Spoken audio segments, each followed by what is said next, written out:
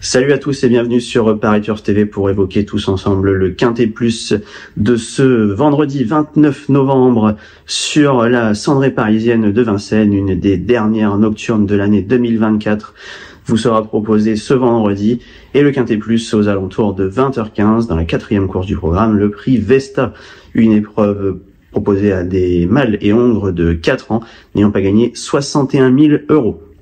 Des poulains qui trottent avant coup, mais par contre le choix s'annonce particulièrement difficile malgré l'assez faible nombre de partants.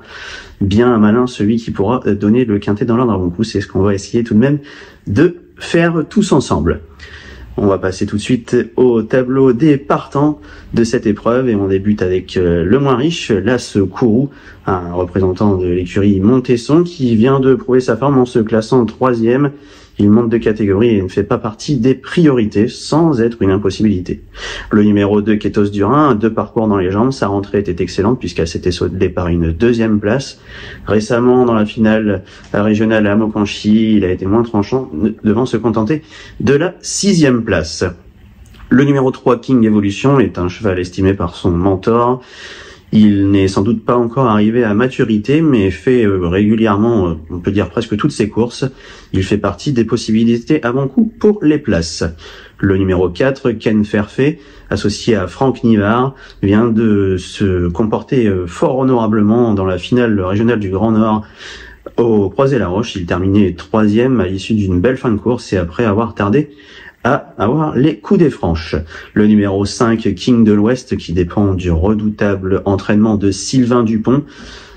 Sylvain Dupont qui reste assez mesuré sur sa candidature, mais au papier, c'est une chance tout à fait régulière. Le numéro 6, King de l'Arrêt, un élément en plein progrès qui vient de s'imposer avec la manière et dans un très bon chrono sur les 2200 mètres de la grande et de la petite piste. Le changement de distance et de piste ne devrait absolument pas le déranger.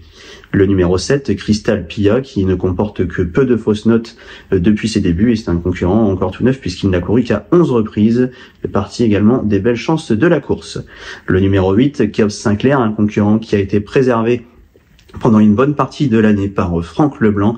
Il a maintenant 2 parcours dans les jambes, il va falloir commencer à s'en méfier ce vendredi.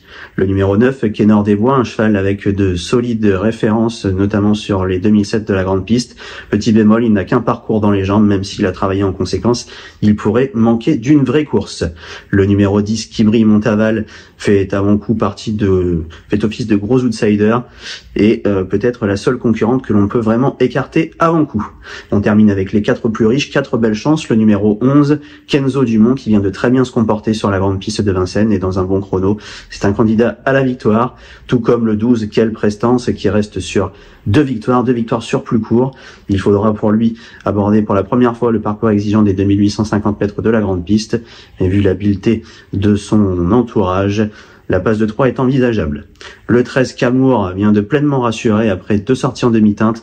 Récemment, sa 2e place était bonne. À lui de confirmer, il ne faut pas qu'il soit trop tendu dans le parcours et il peut parfois être un peu manquer de générosité pour finir. Et on termine avec le plus riche, le numéro 14, Killer de Chaos, qui va découvrir la cendrée parisienne. Mais jugé sur ce qu'il a fait de mieux, il est tout à fait capable de s'en sortir. Voilà pour les 14 participants de cette épreuve. On passe tout de suite à la sélection.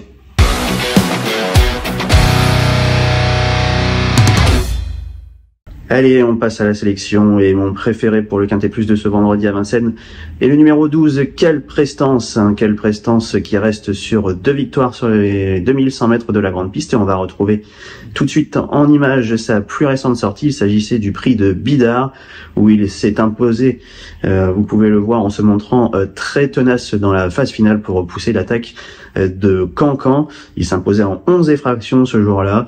Et ce nouvel élève de Dominique Lochneux est tout à fait capable, à mon sens, de confirmer, même s'il monte de catégorie et qu'il découvre le parcours des 2850 mètres de la grande piste.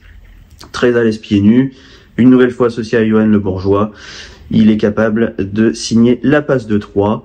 Il compte 100% de réussite sur la cendrée parisienne puisqu'il s'est imposé à 2 reprises en autant de tentatives à Vincennes. Mon deuxième préféré pour ce quintet plus de ce vendredi est le numéro 11, Kenzo Dumont, un élève d'Arnaud Desmottes que l'on va également retrouver en course de référence. C'était sa plus récente sortie le 19 novembre dernier, également sur la cendrée parisienne. Installé en tête dès le premier tournant, cet élève d'Arnaud Desmottes et défendant les intérêts de Marcos Morgon a très longtemps fait illusion après avoir animé les débats à un bon rythme, et il gardera une probante 3e place pour finir. Une autre stat qui parle en sa faveur, cet élève Arnaud Desmottes a terminé à 2 reprises sur le podium en autant de tentatives sur la grande piste. Il faudra donc une nouvelle fois compter avec lui. Mon troisième favori et mon petit coup spéculatif de l'épreuve, puisqu'il faut en tenter étant donné l'indécision avant coup dans cette course, c'est le numéro 6, Favori de l'arrêt. Favori de l'arrêt présenté par Sylvain Roger qui semble en plein progrès ces dernières semaines. On va le retrouver également lors d'une course de référence, sa plus récente sortie le 29 octobre dernier à Vincennes. C'était le prix de Concarneau. Alors on change de registre puisqu'on était sur les 2200 mètres de la grande et de la petite piste, mais il affichait ce jour-là un chrono de 13 effractions en s'imposant en force. Une nouvelle fois associé à Benjamin Rochard, et il ne sera à mon sens que mieux sur la grande piste et sur un parcours de tenue. Son mentor le pense en léger retard de gain et il pourrait le combler dès ce vendredi en inquiétant les principaux favoris. Mon quatrième préféré pour cette épreuve est le numéro 14, Killer de Chaos. Killer de Chaos qui est un deuxième élève d'Arnaud Desmottes au départ de cette épreuve. Un Killer de Chaos que l'on va retrouver lors de son avant-dernière sortie. C'était le 1er novembre à Laval lors du Grand Prix André de la Vessière où il se classait bon 3e puisqu'il avait longtemps figuré dans le groupe de tête. Et ensuite, il aura lutté tout au long de la ligne droite avec Karma Power, qui a remporté ensuite la finale régionale à Laval. Et un autre élève d'Arnaud Desmottes, Commerdenou, qui reste sur 5 victoires consécutives. À bon coup, on est obligé de lui faire confiance, même s'il y a l'inconnu de la découverte de la cendrée parisienne. Avec le bon parcours, il devrait lutter pour les toutes premières places. Je vais terminer mon pronostic en 5 chevaux avec le numéro 7. Il s'agit de Crystal Pia. Crystal Pia, on va retrouver une petite fiche le concernant. Un cheval qui a peu couru depuis le début de sa carrière, seulement à 11 reprises, mais pour 7 fois dans les 3 premiers. 5 victoires et 2 accessibles d'honneur. Et également, récemment, sa plus récente sortie, qui était ses débuts corde à gauche, se sont soldés par une bonne 4e place, alors qu'il a dû effectuer une bonne partie du parcours le nez au vent. Il a terminé proche de Kenzo Dumont, le numéro 11 que j'ai cité auparavant. Crystal Pia qui fait partie des concurrents incontournables. Il a sans doute encore un petit peu de marge puisqu'il est ferré face à des concurrents déferrés, mais pour le moment il est capable de rivaliser en restant dans cette configuration.